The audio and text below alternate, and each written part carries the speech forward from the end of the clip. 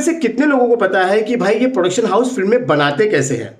जाहिर सी बात है, पैसा लगता है, लेकिन प्रोडक्शन हाउस में वो कौन से लोग होते हैं जो डिसाइड करते हैं कि हमें किसे लेना है, कितने में लेना है, कैसे शूटिंग होगी, ये सारा कुछ मैं आपको बताने वाला हूं। आखिरकार ये क्यों बता रहा हूं? क्योंकि आज आपको पता चल जाएगा कि प्रोडक्शन हाउस किन किन लोगों को हायर करता है और एक फिल्म बनाने के लिए किन किन लोगों की जरूरत पड़ती है। कुछ छूट सकता है, लेकिन आपको 80% जो है चीजें मैं बता दूंगा ताकि आप अपनी शॉर्ट फिल्म बना सके। तो भाई यही फॉर्मूले को यूज कर सके। अगर आप खुद भी फिल्म बनाना चाहें तो इसी फॉर्मूले को आप यूज कर सकते हैं। और आज आपको पता चल जाएगा कि आखिरकार एक फिल्म बनाते समय किन किन टेक्नीशियन की यानी किन किन लोगों की जरूरत होती है और उसी में से एक काम अपना चुन सकते हैं। तो चलिए वीडियो के साथ बने रहिए। मैं हूं आपका रामा यादव और आप देख रहे हैं भोजपुरी 1। ये फिल्म बनाने की शुरुआत करते हैं तो आपको पता ही है कि प्रोडक्शन हाउस जो है वही फिल्म बनाता है, वही आप तक लाता है। तो भाई शुरुआत होती है एक व्यक्ति से, वो होता है प्रोड्यूसर। प्रोड्यूसर फिल्म बनाने की सोचता है, लेकिन उसके पास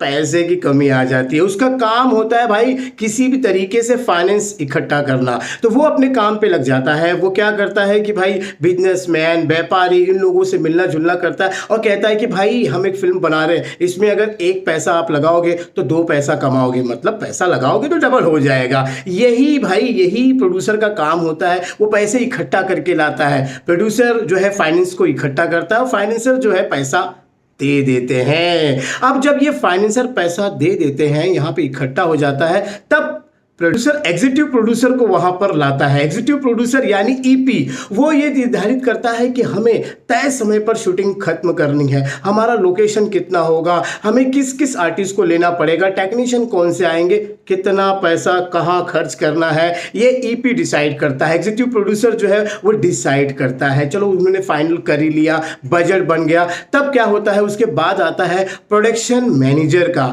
जी हाँ, प्रोडक्शन मैनेजर ये डिसाइड करता है कि हमें कम से कम दाम में कहां से कौन कौन टेक्नीशियन मिल जाएंगे। आखिरकार हमें शूटिंग भी तो करनी है। तो वो ये सब लाइट, कैमरा, जो भी साउंड वगैरह, मेकअप वगैरह सभी लोगों को जो है वो कांटेक्ट करता है और शूटिंग के लिए जो है प्रोडक्शन मैनेजर जो है सभी को इकट्ठा करता है। उसके बाद क्या होता है, अब इतने सारे लोग आ जाएंगे तो इन्हें कंट्रोल भी करना पड़ेगा ना भाई किन को कहाँ पे बुलाना है, कब शूटिंग होगी, किस लोकेशन पे ले जाना है, इनका टिकट भाड़ा, किराया, खाना पीना। तो भाई इसके लिए प्रोडक्शन कंट्रोलर वहां पे हो जाता है। भाई देखिए प्रोडक्शन कंट्रोलर भी आ गया। अब इसके बाद क्या होता है, प्रोडक्शन कंट्रोलर ने भाई सबको दे दिया, भाई टिकट वगैरह अरेंजमेंट सब हो गया। सारा कुछ होने के बाद उन लोगों की जब शूटिंग होगी तो वहां पे भाई चाय नाश्ता के लिए भी तो कोई रखना पड़ेगा।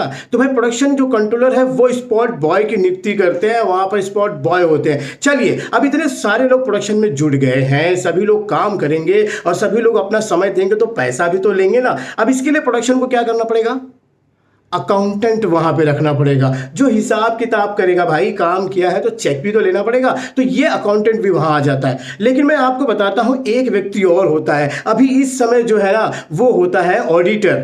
ऑडिटर क्या करता है कि आपने क्या क्या सामान लाए हैं, क्या नहीं लाए हैं, वो सच में आप यहाँ शूटिंग पर लेके आए हैं, क्या उसी का आप भाड़ा ले रहे हैं, इस सब की जानकारी रखने के लिए एक ऑडिटर भी होता है। तो प्रोडक्शन ने अपना पूरा टीम तैयार कर लिया है। अब बारी आती है कि हमें अपनी फिल्म बनानी है। अब फिल्म बनानी है तो क्या लेंगे भाई, कहानी, स्टोरी। अरे भाई तो स्टोरी पे आ जाते हैं। अब प्रोडक्शन क्या करता है कि कहानी लेता है। तो भाई किसी भी जो है स्टोरी, जो राइटर हैं जो स्टोरी को लिखते हैं, उनको उनके पास जाते हैं, वहां से कहानी ले लेते हैं। अब कहानी लिख ली है तो शूटिंग शुरू करनी है, लेकिन उसको स्क्रिप्ट में नहीं रखा हुआ है कि भैया कौन सा सीन कब लगेगा, कहाँ लगेगा, क्या होगा, कैसे होगा, उसको पूरा अलग करना पड़ेगा ना। तो स्क्रिप्ट राइटर को वहां पर लिया जाता है, वो सारी चीजें कर देता है। उसके बाद आता है भाई डायलॉग। जी हाँ यार, हीरो हीरोइन डायलॉग नहीं बोलेंगे, विलेन अगर डायलॉग नहीं बोलेगा तो आप ताली कैसे बजाएंगे, फिल्म के देखने में मजा नहीं आएगा। तो भाई यहाँ पर फिर डायलॉग राइटर को लिया जाता है और ये जहाँ पे जो है कहानी में सारा जो है चीजें जो है स्टोरी की बन जाती है। अब हमें क्या करना है कि भाई स्टोरी तो आ चुकी है, इसे जो है डायरेक्ट करना पड़ेगा, यानी डायरेक्शन देना पड़ेगा ना किसी को। तो हमें डायरेक्टर की खोज की जाती है। अब प्रोडक्शन वाले डायरेक्टर लेते हैं। अब डायरेक्टर आ गया तो भाई उसके साथ में एक असिस्टेंट भी देना पड़ेगा, तो चीफ असिस्टेंट डायरेक्टर को भी ले लेते हैं। साथ में एक और असिस्टेंट लेते हैं, यानी डायरेक्टर के साथ 2 लोग और आ जाते हैं। चलिए यहां पर हो गई ये बातें। अब बात करते हैं कि भाई इसे शूट भी तो करनी है। जी हाँ, cameraman, DOP, director of photography, इसको यहां पर ले लेते हैं, उन्हें भी इसमें शामिल किया जाता है। उसके साथ में एक असिस्टेंट आते हैं। डीओपी के बाद चीफ असिस्टेंट डीओपी को भी लिया जाता है। उसके बाद जो है भाई उसमें फोकस पुलर को भी लिया जाता है, क्योंकि आपको पता ही है कि सिनेमा में जो है जो लेंस होते हैं उसे मैनुअल फोकस करते हैं, इसके लिए फोकस पुलर आता है। अब अगर फोकस पुलर आ गया तो भाई अगर हम शूट कर रहे हैं तो लाइटें भी इस्तेमाल करेंगे, तो लाइट के लिए जो लाइटिंग होती है भाई उसके लिए ग्राफर भी लिया जाता है। तो भाई यहां पर सिनेमा के जो है डायरेक्टर के बाद जो है सिनेमाटोग्राफर यानी कैमरामैन की भी टीम आ जाती है। अब बात करते हैं भाई यहां पर साउंड की। जी हाँ, साउंड जो आवाज रिकॉर्ड करेंगे। अब साउंड के लिए क्या होता है, एक साउंड रिकॉर्डिस्ट होता है और उसके साथ उसका असिस्टेंट बूमेन। बूमेन आपने देखा होगा जो ऐसे रॉड लेकर, तो भाई बूमेन को भी वहां पे लिया जाता है, यानी साउंड रिकॉर्डिस्ट और बूमेन, यहां पे 2 लोगों भी आ जाते हैं। अब इसके बाद करते हैं कि भाई शूटिंग पे हमने कहानी ले ली, हाँ, यहां पे डायरेक्टर आ गए, यहां पर कैमरामैन आ गए, साउंड सिस्टम आ चुका है, लाइट वगैरह भी सारी चीजें हमने अरेंज कर ली है। अगर हमने डीओपी को बुलाया है तो भाई वहां पर कैमरा भी आएगा और साथ में जो है लाइटें भी आएंगी और साथ में कैमरा अटेंडेंट भी लोग यहां पर आएंगे। ठीक है, ये सारे लोग यहां पर आ गए, साउंड के साथ साथ में ये भी सारी चीजें हो गई।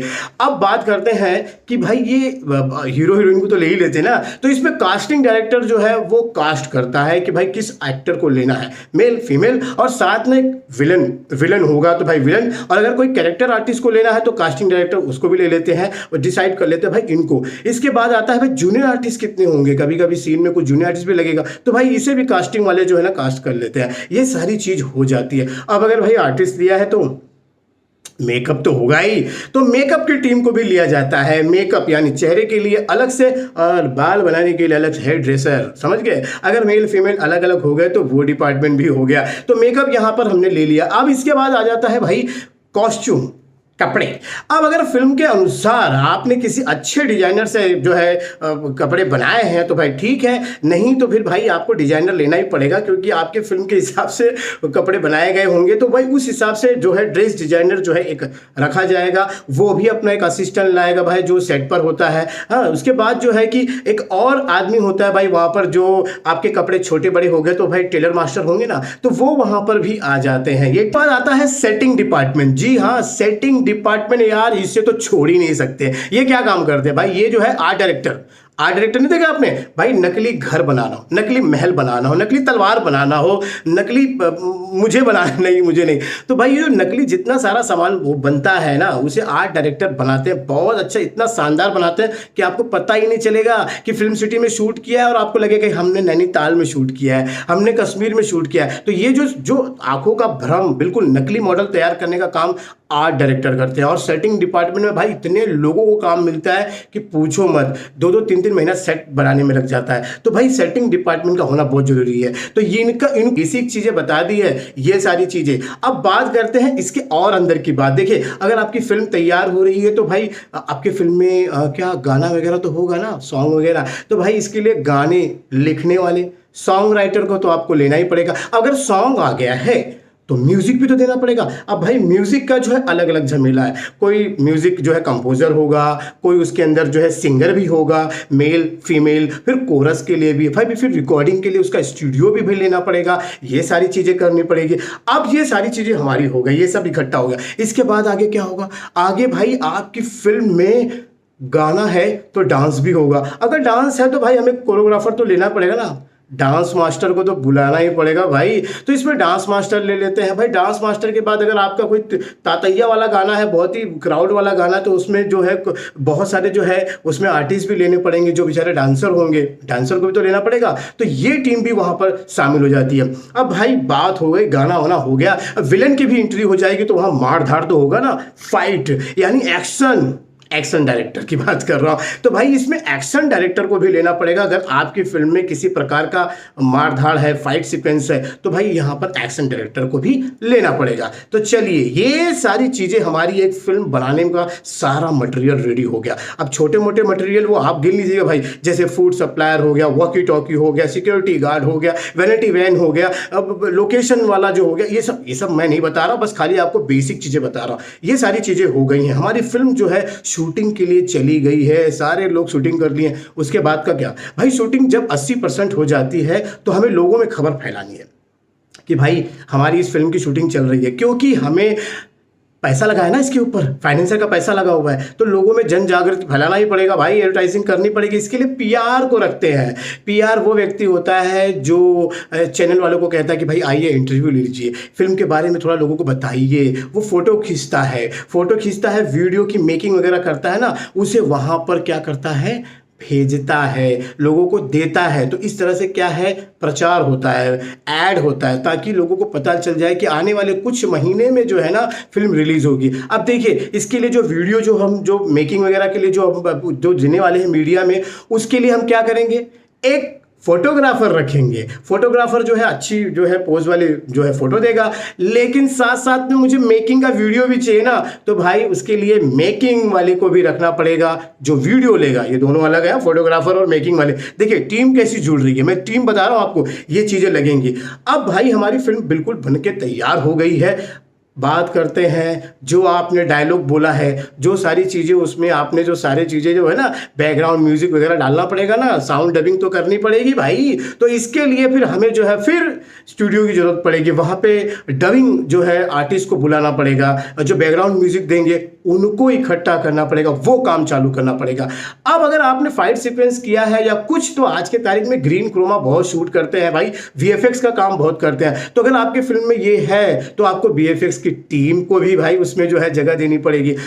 जगह क्यों देनी पड़ेगी? क्योंकि आपकी फिल्म एडिटिंग में गई है। ओ भाई, ये फिल्म की पूरी होने के बाद फिल्म को एडिट भी करना पड़ेगा ना, तो वहां पर जो है ना एडिटर भी होना चाहिए, उसका मेन एडिटर और उसका असिस्टेंट, क्योंकि असिस्टेंट आपको लाइनअप करके देगा और लास्ट में आपकी फिल्म एक अच्छी एडिट हो जाएगी, जो भी आपका जो है। तो भाई एडिटर और वीएफएक्स, उसके बाद साउंड, ये सारी चीज़ें आपकी बन के तैयार हो जाती है। लगभग जो है ना 80 से 85% जो है हमारी फिल्म बन के तैयार है, लेकिन अभी भी बहुत काम बाकी है भाई, बहुत काम बाकी है।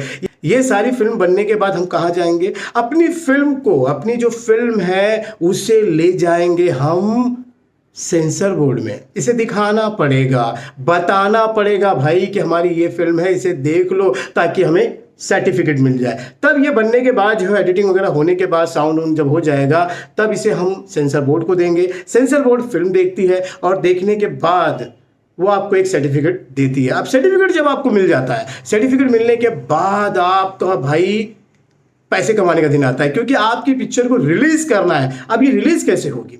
इसके लिए आपको जो है मदद करते हैं डिस्ट्रीब्यूटर, एग्जीब्यूटर, सॉन्ग और आपकी फिल्म की राइट।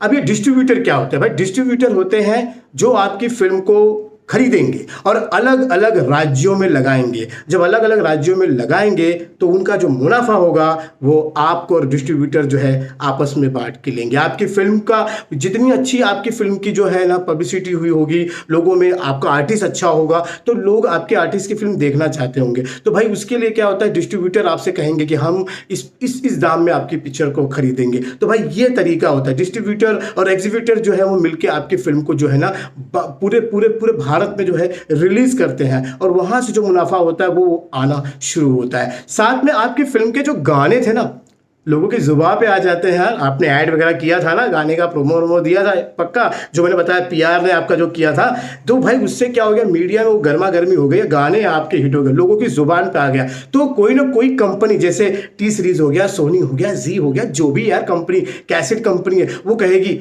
आपका साउंड हमें दे दो, ये गाना हमें दे दो, हम अपने चैनल पे रिलीज करेंगे। इस तरह से फ्री में थोड़े रिलीज करोगे, पैसा दोगे भाई। प्रोड्यूसर के पास पैसा आना शुरू हो जाता है, वहां से पैसा आना शुरू हो जाता है। इसके बाद क्या होता है, आपकी फिल्म थिएटर में लगी, लोगों ने देखा, बहुत मजा आया, बहुत मजा आया। ये बात चैनल को पता चल गई। आपको पता है ना, केबल पे या डिश टीवी पे बहुत सारे चैनल है जो सिनेमा चलाते हैं, जिनको नई फिल्मों के राइट्स चाहिए होते हैं, वो अपनी टीवी पे दिखाना चाहते हैं। टीवी पे पहली बार धमाकेदार फिल्म आ गई है, तो भाई इसी तरह से क्या होता है कि वो जो होते हैं ना चैनल वाले, वो भी कहते हैं कि भाई हमें अपनी फिल्म की राइट्स दे दो, हम अपनी जो है ना टीवी पर दिखाएंगे, आपकी फिल्म बहुत अच्छी है।